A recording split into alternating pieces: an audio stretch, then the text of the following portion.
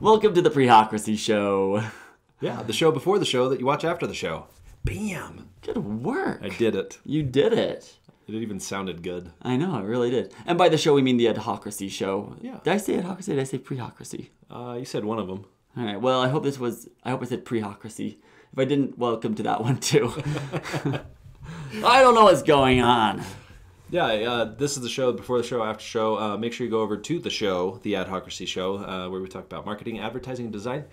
Today, we're actually going to be covering mothers. Yes, those dear people that most people have. Yeah, that most people have. I think all people have. I would hope so, but Maybe not in the physical sense, at least in the that you were that you have the mother figure in your life, the actual, But yes. But the fact that you were born into this world and not made out of a tube, maybe means that you have a mother. Yeah. Okay. So the episode that you'll see if you watch this first, we're going to be talking about our moms, really digging into it, and there's some great commercials out there that they use advertising with our moms. So it's really going to be a who's going to cry first, or pull out their phone and call mom and Mom, I love you so much. But first, and very fortuitously, we're going to go over our scientific love questions that will have you falling in love with us. It is a scientific, proven fact that if you answer these 20-something questions, 36, 29? 36. 36 questions, and stare deeply into each other's eyes, then you will fall in love. And so we're working our way through that. Yeah. Every Prehocracy Show, we answer a couple questions. Mm-hmm. Been doing 3. I think we're going to do 2 this time. And it is just such a fortuitous thing that these happen to be about family, and there's a question about mothers. About our relationship with mom. Just in time for Mother's Day, which was yesterday if you didn't know.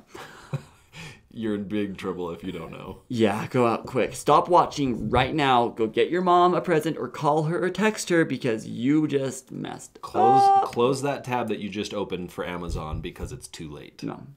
Amazon Prime cannot get there in time. I'm sorry. So let's jump into this. We'll ask you the question first. Okay. How close and warm is your family?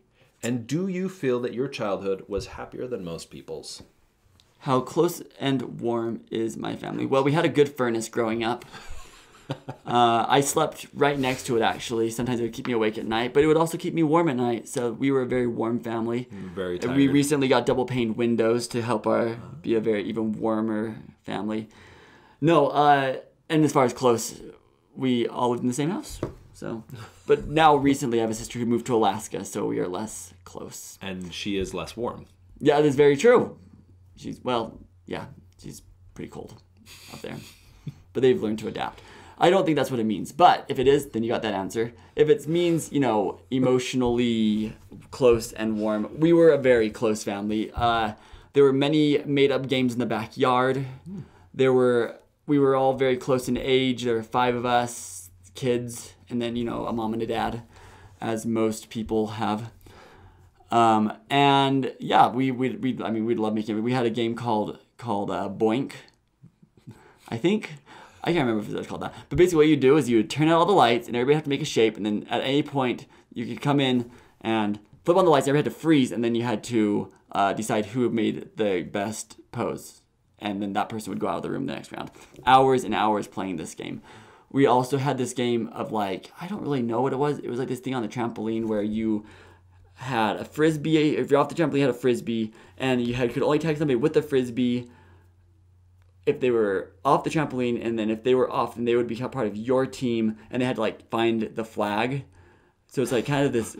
I mean, we tons dodgeball, capture the flag, just trampoline. I don't know why it was the trampoline. Maybe because it was in the middle of the yard. It was base, something like that. We had lots of games growing up. Family vacations were usually everybody pile in the van and we'll drive somewhere. California, Southern Utah, Moab, Zion, stuff like that. Yeah, I think we went to Montana one time. We had some family up there, and that was a fun trip. Lots of hiking. I mean, really, I think most of the time it was kind of we had to learn to be warm. Be close. Yeah, we didn't really have video games we had a Super Nintendo. We had video games. And so, yeah, we just kind of had to figure out how to do this. Do I feel like childhood was happier than most other people? I do, especially yours. I'm just kidding. Wow. I don't know. It's such a hard question because I don't know what most other people's I only lived my childhood. I don't know what other people's childhoods were like. I feel like you've talked to people and you've talked about childhoods. I don't remember having a sad childhood. I remember instances where I was upset, but it wasn't like it was a very safe environment. It was a very loving environment. I mean, everybody still loves each other and we get along and we still call each other all the time and bond over television shows or movies or books. Yeah, so I would say yes, I think so. You tell me, did I have a happier childhood than you? How did they know? They don't know your whole childhood. Well, I just told them about it. So you told them about parts of it. Oh, yeah, that's true. Yeah. All right, your turn. How close and warm is your family? Do you feel your childhood was happier than most other people's?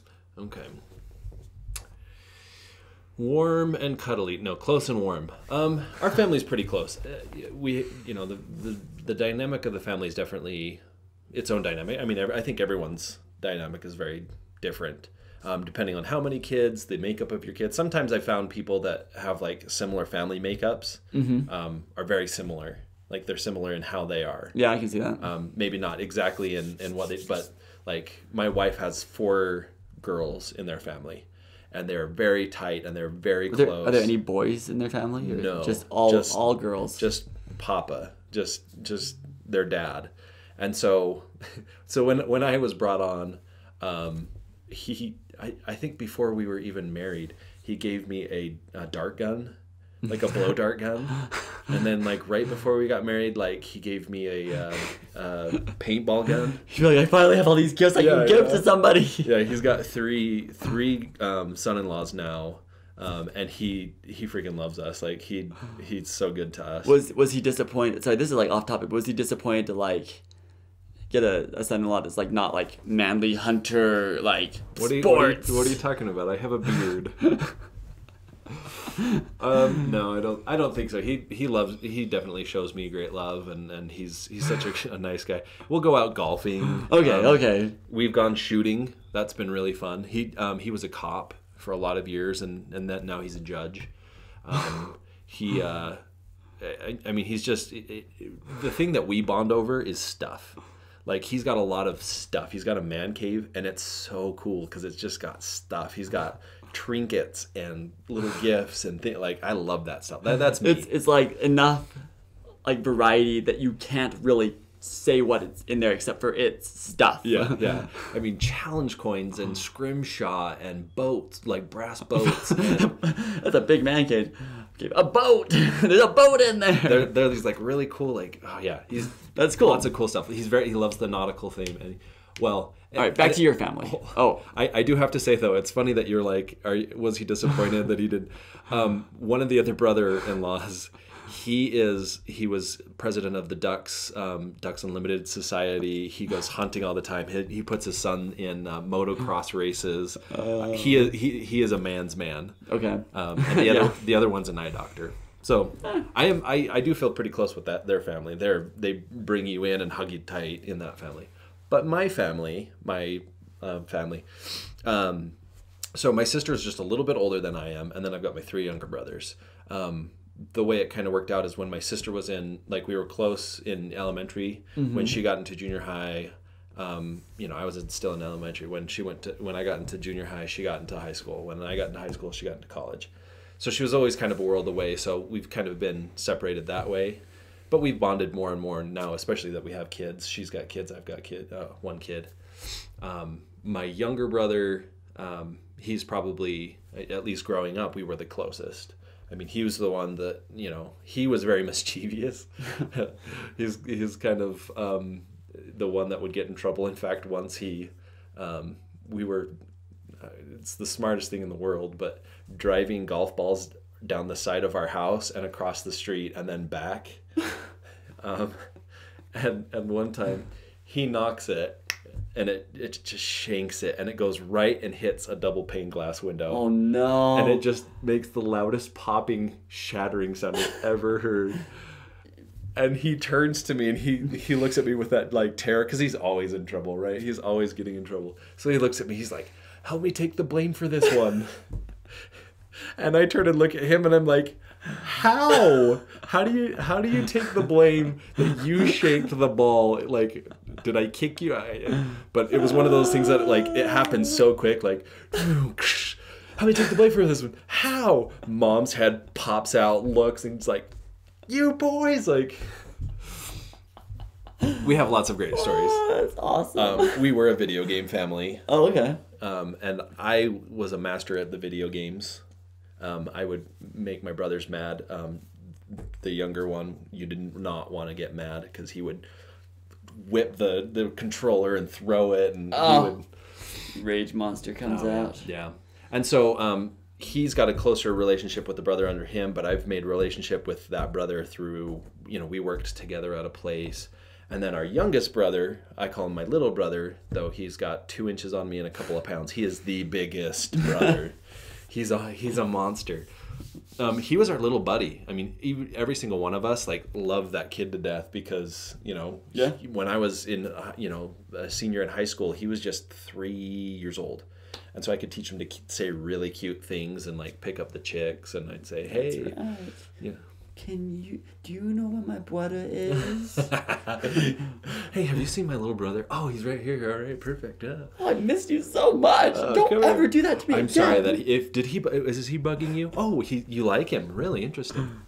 So yeah, I definitely had a childhood that was, I think, happier than most. I mean, I definitely had my bouts of depression and hardship, and so did my brothers and sister and family, but for the most part, I mean, we never wanted for anything. My dad, definitely showed his love by working hard. And, that was very well appreciated, because we had a really great family. That's good. All right. Next question. Okay. Not that, I don't want to, pass over that, really great family. That's good. All right, next up. Next. All right. How do you feel about your relationship with your mother? Ooh, this is like a therapy session right here. You need to lay down? Yeah. So my mom... No. I have a great relationship with my mom. My mom is super smart. She's super caring, very loving. She definitely worries about everyone and everything. As most mothers do. Yeah. She worries a little extra. We call her weepy bones or worry bones, because she cares so much about what, making sure someone feels good, feels safe and protected and taken care of. And she's just so very caring. And she's very smart. She would go out and talk at different youth and young adult type things. She's very involved with that kind of age range of people.